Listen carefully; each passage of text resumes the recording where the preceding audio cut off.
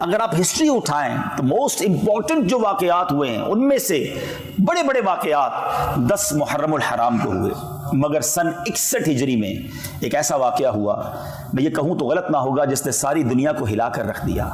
ایک ایسا واقعہ کہ اس سے پہلے ظلم و ستم اور جس کو آپ کہیں کہ بربریت کی ایسی مثال دنیا میں کہیں نہیں ملتی۔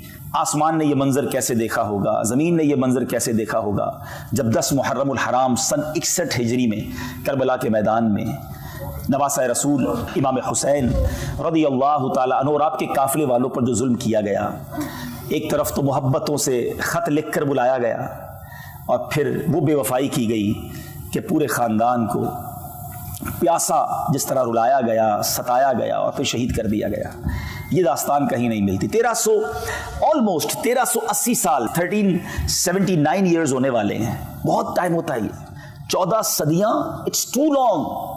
مگر کمال دیکھیں کہ 14 صدیاں گزرنے کے بعد بھی جب بھی یہ بات سنتے ہیں تو دل رنج سے بیٹھ جاتا ہے، دل پر ایک کیفیت طاری ہو جاتی ہے کہ یہ کیسے ہوا تھا۔ اچھا، نارملی ایسے واقعات، تکلیف دہ واقعات دنیا میں آج بھی ہو رہے ہوتے ہیں، اللہ تعالیٰ محفوظ رکھے ہمیں ہر طرح کی ناگہانی آفتوں مصیبتوں سے۔ کبھی کسی کے ساتھ ظلم ہو رہا ہوتا ہے، کبھی کسی کو معاذ اللہ قتل کر دیا جاتا ہے، جو غلط ہے، لیکن یہ واقعہ اتنی اہمیت کیوں اختیار کر گیا اور اس کو کیوں تاریخ کا اتنا بڑا المناک واقعہ کہا گیا کہ یہ لوگ کون تھے؟ جب تک یہ پتہ نہیں ہوگا نا کہ بات کس کی ہو رہی ہے، ان کا سٹیٹس کیا تھا، ان کا مرتبہ کیا تھا، اسلام میں ان کی اہمیت کیا تھی۔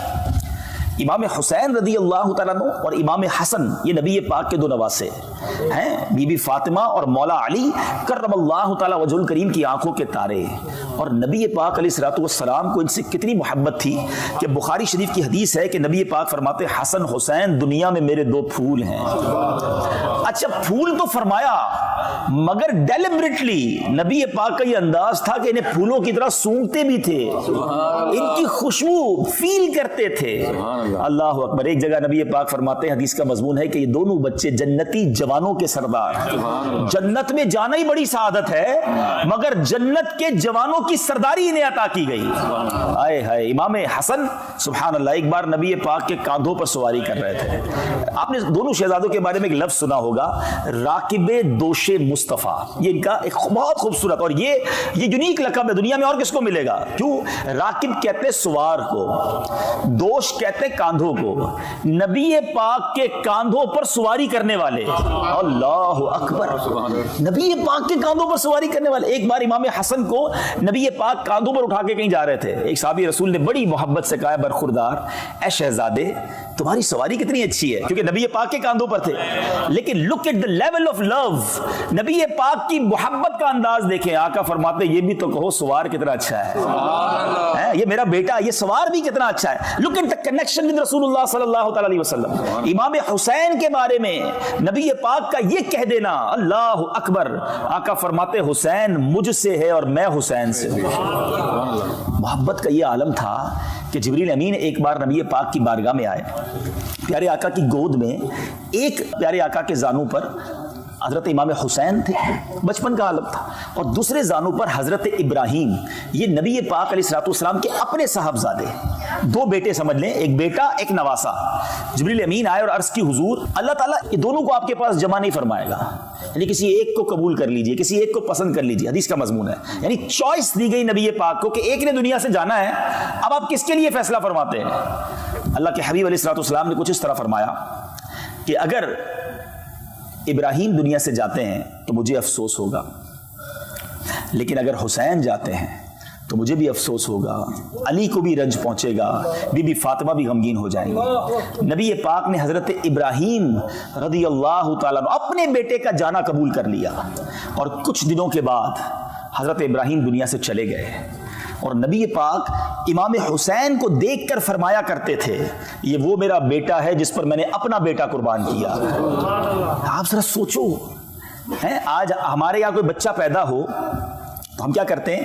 کسی بزرگ سے بات کرتے ہیں کہ حضور اذان دے دے کان میں، ہم کسی بزرگ سے رابطہ کرتے کہ اس کو گٹی دے دے. امام حسین رضی اللہ تعالیٰ عنہ کی قسمت پر ہماری جانیں قربان. فرسٹ آف آل سب سے پہلی آواز جو امام حسین کے کانوں نے سنی وہ کسی اور کی نہیں, وہ نبی پاک کی آواز سنی. اچھا, اللہ کے حبیب نے اپنی آواز سنائی اور سنایا کیا؟ سب سے پہلے اللہ کا نام سنایا. اذان میں کیا کہتے ہیں؟ اللہ اکبر اللہ اکبر. اذان دینے والے کون ہیں؟ جناب رحمت للعالمین, اور رب العالمین کا نام سنا رہے کسے؟ امام حسین کو. ارے امام حسین کی ابتدا تو دیکھو کہ آپ کو جو پہلی خوراک ملی ہے, نبی پاک نے کوئی کھجور چبا کر نہیں ان کے منہ میں ڈالی, کوئی شہد چاٹ کر ان کے منہ میں نہیں ڈالا. نبی پاک نے اپنی زبان امام حسین کے منہ میں دے دی ڈائریکٹلی. یعنی پہلی غذا جو امام حسین امام علی مقام رضی اللہ تعالیٰ کے شکم میں آپ کے پیٹ میں جاتی ہے وہ نبی پاک کا لعاب دہن ہے. Look at the value, look at the status. بات کس کی ہو رہی ہے؟ نبی پاک جنہیں کاندھوں پہ سواری کریں, جنہیں گود میں بٹھائیں, پیارے آقا سجدے میں جائیں تو یہ کاندھے پر سوار ہو جائیں. نبی پاک سجدہ طویل کر دیں. اس قدر پیار, اس قدر محبت. اللہ اکبر. اور رب عز و جل نے مقام کیسا دیا کہ ان دونوں شہزادوں کی ایک اور خوبصورت بات سنیے کہ امام حسن جو ہے نا وہ نبی پاک سے چہرے میں مشابہ تھے. پیارے آقا کے چہرے کے عکس سمجھ لیجئے امام حسن ہیں, اور سر سے لے کر سینے تک. اور امام حسین کو یہ شرف ملا کہ سینے سے لے کر پیر تک وہ نبی پاک علیہ الصلوۃ والسلام کے ہم شکل ہے. پیارے آقا کے سراپے کی کاپی سمجھ لیں. اللہ اکبر. صحابہ کرام کو جب پیارے آقا کے پردہ فرمانے کے بعد جب نبی پاک کی یاد ستاتی تھی نا تو دونوں شہزادوں کو ساتھ کھڑا کرتے پیارے آقا کا پورا سراپا سامنے آ جاتا تھا. نبی پاک کی گویا شبی سامنے آ جاتی تھی. اللہ اکبر. یہ بات سیدی اعلیٰ حضرت نے کمال انداز میں, اتنی شاندار انداز میں بیان کی ہے کہ آج بھی سنے تو ایمان تازہ ہو جاتا ہے. سیدی اعلیٰ حضرت فرماتے ہیں ایک سینے تک مشابہ, ایک وہاں سے پاؤں تک. ایک امام حسن سینے تک سملر ہیں, مشابہ ہیں, ایک سینے تک مشابہ, ایک وہاں سے پاؤں تک. حسن سبتین ان کے جاموں میں ہے نیما نور کا. سبتین کہتے ہیں امام حسن حسین کی جمع کو حسنین بھی کہتے ہیں, سبتین بھی کہتے ہیں, کہ ان دونوں کا حسن ایسا ہے کہ یہ ایسا نیما نور کا ہے کہ آدھا جو ہے امام حسن کے پاس وہ شرف ہے اور سینے سے لے کر پیر تک امام حسین کے پاس. مگر اگلی جو بات کہی نا اعلیٰ حضرت نے, آپ فرماتے ہیں صاف شکل پاک ہے دونوں کے ملنے سے آیا. یعنی جب یہ دونوں ملتے ہیں نا تو پورا سراپا سامنے آ جاتا ہے. اور جو اگزامپل دی ہے اعلیٰ حضرت کا علم دیکھیں, آپ فرماتے ہیں صاف شکل پاک ہے دونوں کے ملنے سے آیا, خط تو اب میں لکھا ہے یہ دو ورقہ نور کا. اب ذرا سمجھیے گا اس بات کو, کمال آپ کو پیار ہو جائے گا اعلیٰ حضرت سے. سیدی اعلیٰ حضرت کا کمال ہی ان کو جتنا سمجھے نا ان کی عظمت ان کی محبت اور بڑھ جاتی ہے. خط تو ہم کسے کہتے ہیں؟ یہ ایک اصطلاح ہے, یہ ٹرمینالوجی ہے. آج کل آپ آسان لینگویج میں ینگسٹرز بھی بیٹھے ہیں, کوڈ ڈی کوڈ جس کو کہتے ہیں نا, خفیہ ورڈز ہوتے ہیں, پاس ورڈز ہوتے ہیں. فوجی لوگ جو ہوتے ہیں یا اسٹریٹجی پلان ہوتی ہے وہ نارمل لینگویج میں نہیں ہوتی, وہ کوڈز میں ہوتی ہے تاکہ کسی کے ہاتھ میں لگ بھی جائے تو پتہ نہ چلے یہ کیا ہے. تو پہلے تو یہ سب نہیں تھا, اور فیکس, ٹیلی فون, واٹس ایپ یہ بھی نہیں تھا. تو پہلے کیا ہوتا تھا کہ اگر فوج جو ہے یا کمانڈوز جو ہیں یا کمانڈر کسی محاذ پر ہیں اور اب ان کو کوئی اسٹریٹجی بھیجنی ہے تو ایک بندہ خط لے کر جاتا تھا. اب سوال یہ تھا کہ راستے میں کوئی انٹرسپٹ کر لے, وہ خط ہی چھین لے تو پتہ چل جائے گا کیا پلان بھیجا جا رہا ہے. تو اس کو دو پارٹ میں بھیجا جاتا تھا. ایک آدھا خط بھیجتے تھے, وہ آدھا خط ملتا تھا نا تو بات سمجھ نہیں آتی تھی جب تک دوسرا خط نہیں آتا تھا. پہلے پہنچنے کی اطلاع آ جاتی, پھر دوسرا روانہ کیا جاتا. جب ان دونوں کو ملایا جاتا تو یہ بات پوری سمجھ آتی تھی کہ اصل ماجرا کیا ہے. اس کو کہتے تھے خط تو ام. اللہ اکبر. اعلیٰ حضرت کہتے ہیں کہ صاف شکل پاک ہے. جب ان دونوں کو ملاؤ نا تو ملتا کیا ہے؟ صاف شکل پاک ہے دونوں کے ملنے سے آیا, خط تو ام میں لکھا ہے یہ دو ورقہ نور کا. یہ ایسے ورق ہے نور کے کہ جب ان کو ملا دو تو نبی پاک کا سراپا سامنے آ جاتا ہے. اللہ اکبر. یہ جاری. تو حسنین کریمین وہ ہستیاں ہیں. اب جب یہ اسٹیٹس, یہ مقام, یہ مرتبہ آپ کے سامنے ہے نا, پھر سمجھنا, پھر اس واقعے کی جو اہمیت ہے وہ سمجھ آئے گی کہ بات کس کے ساتھ ہو رہی ہے, یہ ظلم ہوا کس کے ساتھ ہے. لیکن نازوں سے پلے ہوئے, آنکھوں کے تارے ہیں, نبی پاک کے جگر کے ٹکڑے, مگر اس کے باوجود ایک بار پیارے آقا علیہ الصلوۃ والسلام آنسو بہا رہے تھے. گریہ فرما رہے تھے. ہماری امی حضور نے پوچھا کہ حضور کیا ہوا؟ نبی پاک علیہ الصلوۃ والسلام نے کچھ اس طرح فرمایا کہ جبریل امین آئے تھے اور مجھے آ کر بتایا کہ میرے اس نواسے کو میری امت کے لوگ شہید کر دیں گے. اور مجھے جبریل امین نے اس جگہ کی مٹی بھی دکھائی ہے. پیارے آقا نے وہ مٹی حضرت ام سلمہ رضی اللہ تعالی عنہا کو بھی دکھائی. اور پیارے آقا نے اس مٹی کو سونگ کر کچھ اس طرح فرمایا کہ اس سے کرب و بلا کی بو آتی ہے. اور وہی کربلا کی مٹی تھی. اور جب حضرت امام حسین رضی اللہ تعالیٰ عنہ کو 10 محرم کو شہید کیا گیا تو وہ مٹی بھی لال ہو گئی تھی. اب بڑی اہم بات جو میں آج کربلا کا واقعہ آپ کو نہیں سناؤں گا. واقعہ کربلا ہم بچپن سے سنتے آ رہے ہیں اور سنتے رہیں گے, مگر اس پورے انسیڈنٹ سے, اس پورے واقعے سے سیکھنے کو کیا ملا؟ ہر سال 10 محرم آتی ہے, میری ذات میں کیا فرق آتا ہے؟ میں اس سے کیا میسج لیتا ہوں؟ امپلیمنٹیشن کیا ہوتی ہے؟ نیاز بھی بناتے ہیں, نعرے بھی لگاتے ہیں, میں تو پنجتن کا غلام ہوں, صحیح ہے, بڑی اچھی بات ہے, لیکن کیا یہی پیغام کربلا ہے؟ کیا یہی اس پورے واقعے سے امت کو سیکھنے کو ملتا ہے؟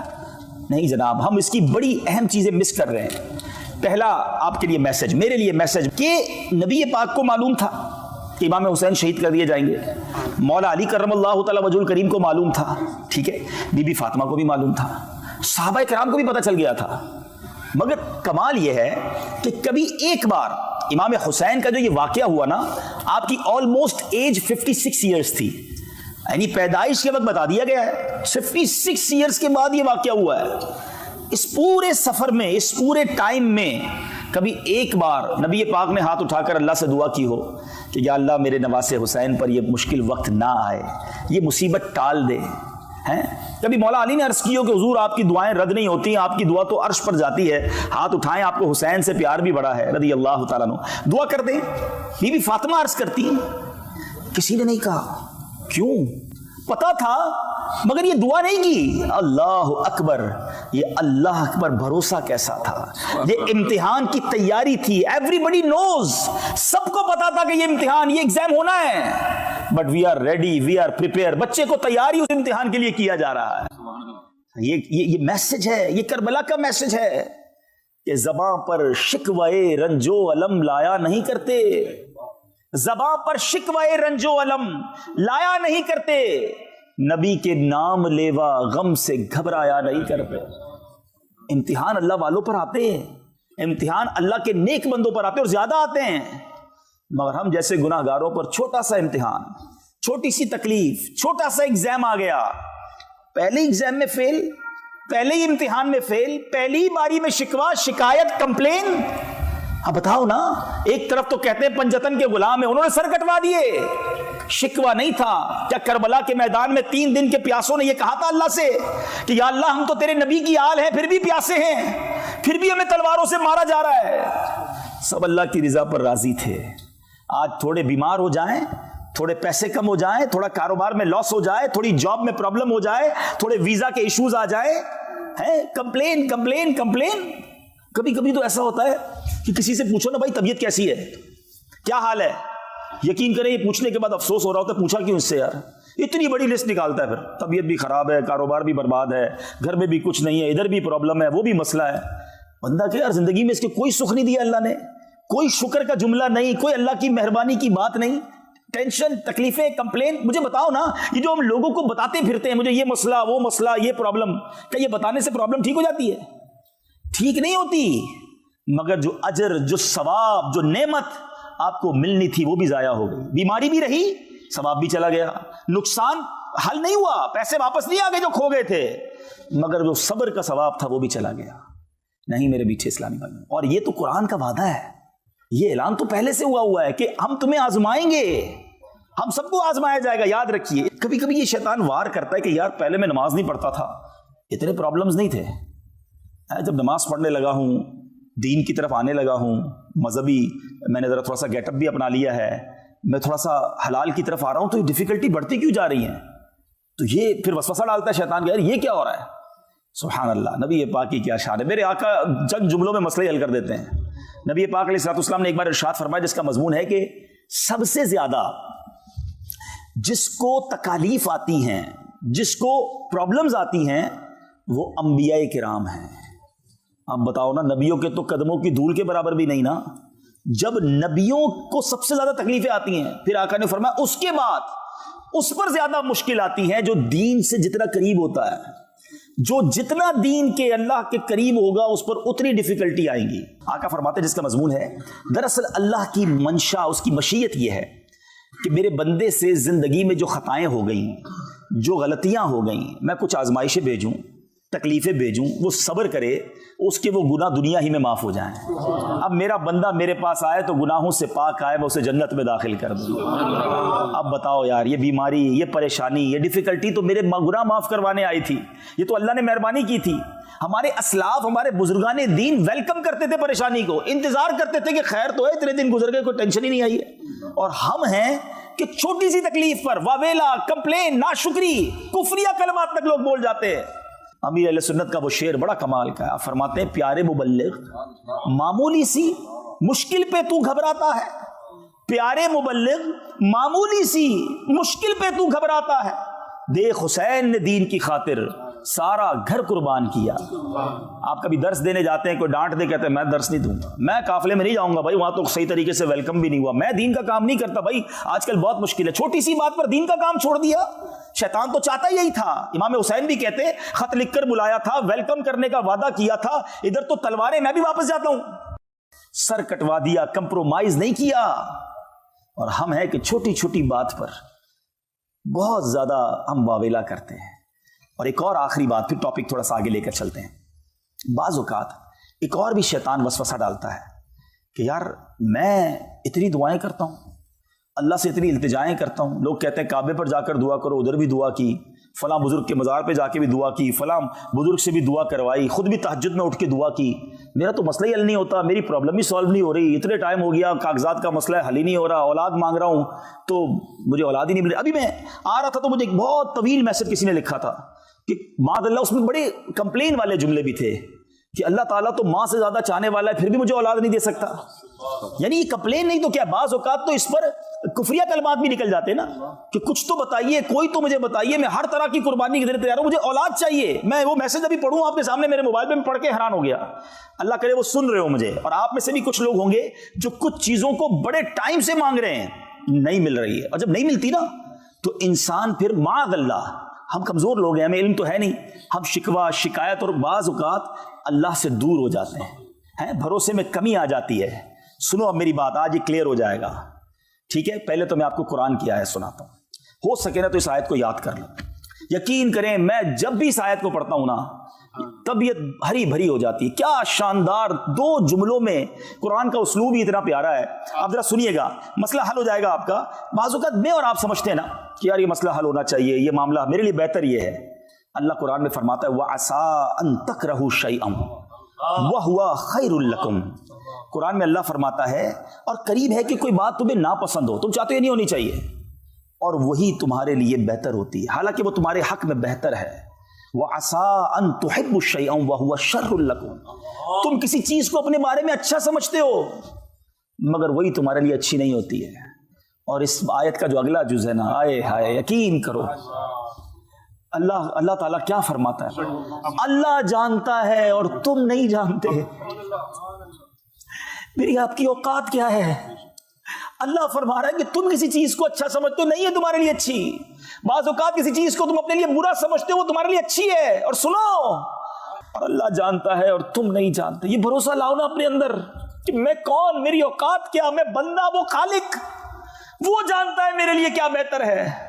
اب آؤ آپ کو دنیاوی ایگزامپل سے بات سمجھاؤں تو یہ پورا فلسفہ سمجھ آ جائے گا, پوری بات سمجھ آ جائے گی. مانگ رہے ہو نا کئی دنوں سے, روتے روتے مانگتے ہو, نہیں مل رہا. اب میں آپ سے پوچھتا ہوں, آپ کا کوئی چھوٹا بچہ ہے, چھوٹا بھائی ہے, اس کا گلا خراب ہے, بخار ہو گیا ہے, اور وہ آپ سے ضد کر رہا ہے میں نے آئس کریم کھانی ہے. ابو جی مجھے آئس کریم دلائیں, میں نے ٹھنڈا یک شربت پینا ہے, سلش کہتے ہیں نا آپ لوگ, وہ برف والا. پلائیں گے اسے؟ بتائیے نا, آئس کریم کھلائیں گے؟ نہیں. کیوں؟ وہ تو رو رہا ہے آپ کے سامنے. اچھا پھر اب وہ رو رہا ہے, آپ اسے منع کر رہے ہیں, نہیں بیٹا, نہیں بیٹا, آپ کے لیے بہتر نہیں ہے. اب آپ کا ایک دوست برابر میں بیٹھا ہے, وہ آپ کو کہے یار کیسے ظالم والد ہو یار, بچہ رو رہا ہے, دے دو اسے, اتنی ضد کر رہا ہے, کب سے دیکھ رہا ہوں رو رہا ہے. اب آپ کا آنسر کیا ہوتا ہے؟ آپ کہتے ہیں میں اس کا والد ہوں اور مجھے پتا ہے اس کو کب کیا دینا ہے. اس کو رونے دو. اس کو آئس کریم اس کیفیت میں دینا, اس کو اس کیفیت میں ٹھنڈا شربت دینا اس کے لیے نقصان دہ. یہ پیے گا بیمار ہو جائے گا اور بیمار ہو جائے گا. یہی آنسر ہوتا ہے. اب دل پر ہاتھ رکھ کے میرا جواب سننا. تم والد ہو, تمہیں پتا ہے بچے کو کب کیا دینا ہے. میرے رب کو نہیں معلوم مجھے کب کیا دینا ہے. میں رو رہا ہوں یا اللہ اولاد دے دے, میں رو رہا ہوں یا اللہ مال دے دے, میں رو رہا ہوں یا اللہ میرا یہ مسئلہ حل کر دے. اللہ جانتا ہے اور تم نہیں جانتے. بھروسہ کرو اس پر. تم بچے کو رونے دے رہے ہو, نہیں دے رہے ہو اس کی پسند کی چیز, کیونکہ تمہیں معلوم ہے یہ اس کے لیے خراب ہے, نقصان دہ ہے. میں رو رہا ہوں یا اللہ میرا کام کر دے, وہ نہیں کر رہا. بھروسہ کرو وہ بہتر کر رہا ہے. وہ میری ماں سے 70 گنا زیادہ چاہنے والا ہے. وہ جو فیصلہ کر رہا ہے میرے بارے میں بہترین کر رہا ہے. بے شک اللہ جانتا ہے, ہم نہیں جانتے. جس دن واللہ میرے میٹھے اسلامی بھائیوں یہ کیفیت بن گئی نا آپ کی کہ کام نہیں ہوا, اللہ کی مہربانی, یہی بہتر ہوگا, یہی اچھا ہوگا. ٹینشن تو رہی نہیں نا لائف میں, مشکل تو ختم ہو گئی نا. ہم پریشان اسی لیے ہوتے ہیں, کہتے ہیں یار وہ پلاٹ خریدنے گیا تھا نہیں ملا, کاش مل جاتا تو اتنے پیسے بچ جاتے. یار وہ نوکری اپلائی کی تھی نہیں ہوا, میرے برابر والا اپروو ہو گیا, میں رہ گیا, کاش ہو جاتا تو اچھا تھا. یہ ڈیل نہیں ہوئی, یہ ویزا نہیں ملا, یہ فلاں نہیں ہوا. اسی ٹینشن میں تو مر گئے. اگر یقین ہو جاتا کہ جو رب نے کیا وہی میرے لیے بہتر ہے. علماء کہتے کچھ لوگوں کا غریب رہنا, بات سننا بڑی گہری ہے, کچھ لوگوں کا غریب رہنا ان کے ایمان کے لیے ضروری ہے, اور کچھ لوگوں کا امیر ہونا ان کے ایمان کے لیے اچھا ہے. کیونکہ اگر وہ امیر ہوں گے, جو غریب ہے نا وہ پیسے والے ہو جائیں گے تو بے ایمان ہو سکتے ہیں, اور جو پیسے والے ہیں وہ غریب ہو جائیں گے تو ان کا ایمان خطرے میں آ جائے گا. اللہ کی تقسیم ہے, وَتُعِزُّ مَن تَشَاءُ وَتُذِلُّ مَن تَشَاءُ بِيَدِكَ الْخَيْرُ. وہ جسے چاہے جیسے عطا فرمائے. بھروسہ تو رکھو, سب پر بھروسہ, رب پر بھروسہ نہیں. کاش آج یہ مدنی پھول لے کر جائیں کہ بس اللہ پر بھروسہ ہو, اللہ کے وعدوں پر یقین ہو, اللہ کے فیصلوں پر یقین ہو. کربلا والوں کو یقین تھا. ہمارا امتحان ہے, we are ready for that, ہم تیار ہیں. تو آج سے آپ اور میں بھی نیت کریں کہ ہر امتحان میں, ہر مشکل میں ہم اللہ کی رضا پر راضی رہیں گے, ناشکری نہیں کریں گے. چھوٹی چھوٹی باتوں پر کمپلین نہیں کی جاتی. حضرت رابعہ بصریہ نے ایک بار کمال کی بات کہہ دی. ایک شخص اپنے ماتھے پر پٹی باندھ کر, سر میں درد تھا اور پٹی باندھ کر نکلا. تو حضرت رابعہ بصریہ نے کہا بات بڑی گہری ہے, اللہ کرے آپ سمجھ جائیں. کہا کیوں پٹی باندھی ہے؟ تو کہا حضور وہ سر میں درد ہے اس لیے پٹی باندھی ہے. تو حضرت رابعہ بصریہ نے فرمایا کہ کیا کبھی صحت کی پٹی بھی باندھی تھی؟ بات بڑی گہری ہے. پٹی باندھنا جائز ہے, مگر پٹی باندھی تو پتا چلا نا کہ میں بیمار ہوں, پتا چلا نا لوگوں کو. اتنا عرصہ اللہ نے صحت مند رکھا, اس کی کوئی پٹی باندھی تھی؟ تو اب تھوڑا سا نقصان, تھوڑا سا لاس سب کو بتاتے ہیں. او ہو بھائی آج کل کاروبار بڑا ڈاؤن ہے, میرا موبائل کھو گیا تو فلاں نقصان ہو گیا, تو فلاں پرابلم ہو گئی. کبھی نفع کر کے بتاتے ہو لوگوں کو, آج کو بڑے پیسے بنائے, آج یہ بھی کیا, آج وہ بھی کیا, وہ نہیں بتاتے. شکر کی باتیں نہیں, کمپلین کی باتیں, ڈیفیکلٹی کی باتیں نہ بتائیں کسی کو. شعر ہے نا, کسی کا احسان کیوں اٹھائیں, کسی کو حالات کیوں بتائیں, کیا فائدہ دنیا والوں کو بتا کر. کسی کا احسان کیوں اٹھائیں, کسی کو حالات کیوں بتائیں, تمہیں سے مانگیں گے تم ہی دو گے, تمہارے در سے ہی لو لگی ہے. بتائے نا اللہ رب العالمین کی بارگاہ میں, نبی پاک سے عرض کریں دنیا والوں کو میں کیوں بتاؤں کہ میرے ساتھ کیا مسئلہ ہے. انشاءاللہ صبر کا دامن تھامے رکھیں, انشاءاللہ خیر مقدر رہے گی. اچھا, اب کربلا کا واقعہ یہ کیوں ہوا تھا؟ امام حسین کو یزید نے جب یہ اعلان کیا اور لوگوں نے اس کی بیعت کرنا شروع کی, اور بڑے بڑے صحابہ تھے, بڑے بڑے نیک لوگ تھے جنہوں نے انکار کر دیا کہ ہم اس یزید پلید کی بیعت نہیں کریں گے. اب کوفہ سے کنٹینیو خط لکھے گئے امام حسین کو کہ حضور آپ کوفہ آئیے اور ہم آپ کی بیعت کرنا چاہتے ہیں, ہم یزید کی بیعت نہیں کرنا چاہتے. امام حسین کو بھی معلوم تھا, صحابہ کو بھی معلوم تھا کہ کوفہ کے پاس ہی وہ علاقہ ہے کربلا جہاں آپ شہید کیے جائیں گے. کوفہ والوں کی بے وفائی بھی بڑی مشہور تھی. امام حسین صحابہ کرام نے کہا حضور اب نہ جائیں, یہ لوگ با وفا نہیں ہیں. مگر سنیے امام حسین کا جواب. آپ فرماتے ہیں جس کا مضمون یہ کہ میں اللہ کی بارگاہ میں کیا جواب دوں گا اگر یہ کھڑے ہو گئے قیامت کے دن کہ یا اللہ ہم تو امام حسین کو بلاتے رہے, وہ آتے تو ہم ان کے ہاتھ پہ بیعت کر لیتے. حجت تمام کرنے کے لیے امام حسین نے پہلے مدینہ شریف چھوڑا, ساری زندگی مدینے میں رہے. یاد رہے امام حسین پیدا بھی مدینہ پاک میں ہوئے تھے, 55 سال کی عمر میں مدینہ چھوڑا, مکے آ گئے. مکے آنے کے بعد پھر 3 ذوالحجہ کو آپ نے یہ سفر کیا. لک ایٹ دا قربانی, سیکریفائس دیکھیں. 3 ذوالحجہ کا مطلب سمجھتے ہو؟ ساری دنیا حج کرنے مکے پہنچتی ہے, اور امام حسین ان دنوں میں نیکی کی دعوت دینے, اسلام کی سر بلندی کے لیے, نانا کے دین کو بچانے کے لیے مکہ بھی چھوڑ کر کوفہ کے لیے روانہ ہو گئے ہیں. آج چھوٹی سا سیکریفائس, گھر چھوڑنے کے لیے, آفس چھوڑنے کے لیے, تھوڑا ٹائم دینے کے لیے لوگ تیار نہیں ہوتے. نہیں بھائی ہمارے پاس تو کوئی ٹائم نہیں ہے, ہم بہت بیزی ہیں, ہمارے پاس کہاں وقت نکالیں گے دین کے کام کے لیے, قافلے کے لیے, فلاں کام کے لیے. تھوڑا بھی وقت نہیں نکالو گے اور کہتے ہو کہ کربلا والوں کے غلام ہیں, پنجتن کے غلام ہیں. سب کچھ چھوڑا اور اب جب کوفہ پہنچے امام حسین, اب اس سے پہلے ایک واقعہ کیا ہوا کہ جب امام حسین کو بہت منع کیا گیا نا کہ حضور آپ نہ جائیں, تو بیچ کا راستہ یہ نکالا گیا کہ ایسا کرتے ہیں وہاں کے حالات دیکھنے کے لیے ہم ایک اپنا ڈیلیگیشن بھیج دیتے ہیں, کسی نمائندے کو بھیج دیتے ہیں. تو حضرت مسلم بن عقیل رضی اللہ تعالیٰ کو بھیجا گیا کہ وہاں جائیں, حالات دیکھیں, پھر وہ ہمیں اطلاع کریں, پھر چلے جائیں گے. حضرت مسلم بن عقیل گئے تو کمال ہو گیا. ایوری بڈی ویلکمڈ ہم, ہر طرف سے ان کے نعرے تھے, ویلکم کیا گیا. امام حسین کے نائب کے طور پر ان کے ہاتھ پہ ہزاروں لوگوں نے بیعت کر لی. تو انہوں نے جب معاملات اتنے اچھے دیکھے, معاملات اتنے زبردست دیکھے, تو امام حسین کو خط لکھ دیا کہ حضور یہاں تو معاملہ بہت اچھا ہے اور آپ آئیے, لوگ آپ کی بیعت کرنا چاہتے ہیں, بہت محبت کرتے ہیں آپ سے. اور یہ اس کربلا کے واقعے کا ٹرننگ پوائنٹ تھا. اللہ کی کرنی تھی, ہونا تھا, مگر یہ جو ٹرننگ پوائنٹ تھا نا وہ یہ تھا کیونکہ اس زمانے میں موبائل کمیونیکیشن تو تھا نہیں. ادھر خط روانہ ہوا, ادھر کوفہ والوں نے بے وفائی کرنا شروع کی.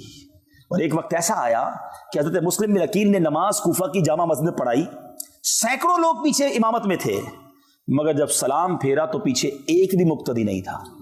نماز میں ہی بے وفائی کر کے چلے گئے.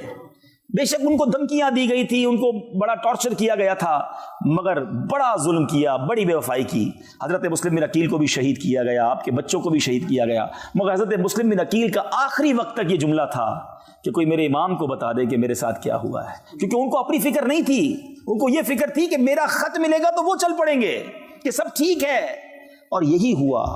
امام حسین وہاں سے چل پڑے, نکل گئے. لیکن بہرحال طویل واقعہ ہے کہ پھر 72 کربلا والوں کے سامنے 22,000 کا لشکر بھیجا گیا. دنیا میں ایسی جنگ کب ہوتی ہے؟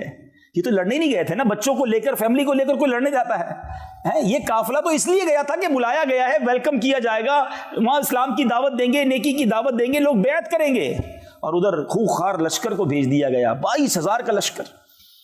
تاریخ دان لکھتے ہیں کہ اتنا بڑا کیوں انتظام کیا گیا تھا. 72 لوگوں میں کچھ تو لیڈیز تھیں, بچے تھے, چند 100 سپاہی کافی تھے. انہیں پتا تھا کہ یہ شیر خدا کا خون ہے, یہ اللہ کی تلوار کی اولاد ہے, نبی پاک اور شہزادی کونین کا خون ہے ان کے اندر.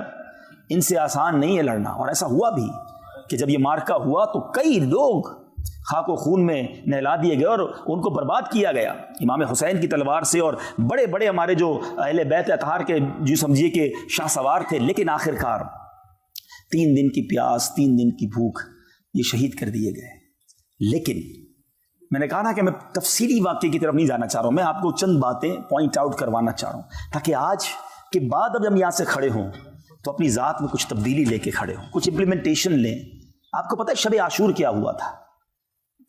9 محرم کے بعد جو رات آئی تھی, صبح 10 محرم ہے, عاشورہ ہے, تیاری ہو رہی ہے کہ صبح لڑائی ہوگی اور معاذ اللہ صبح خون کی ندیاں بہائی جائیں گی. What happened on the night of Ashura?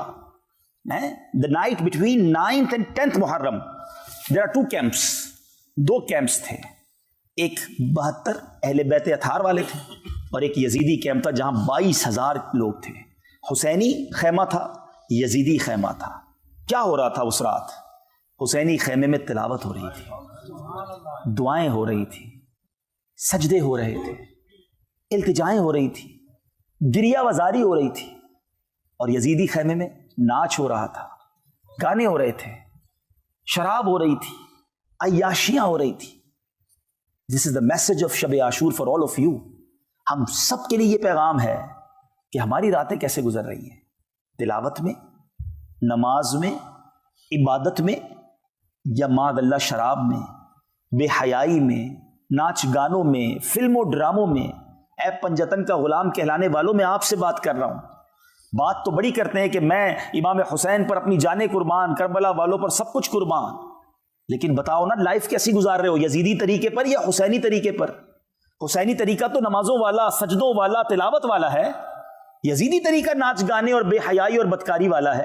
ادھر لالچ تھی نا کہ معاذ اللہ ان کو شہید کر دو تو تمہیں یہاں کی گورنری ملے گی, اتنے پیسے ملیں گے. لالچ, مال, ہوس, یہ سب ادھر تھا.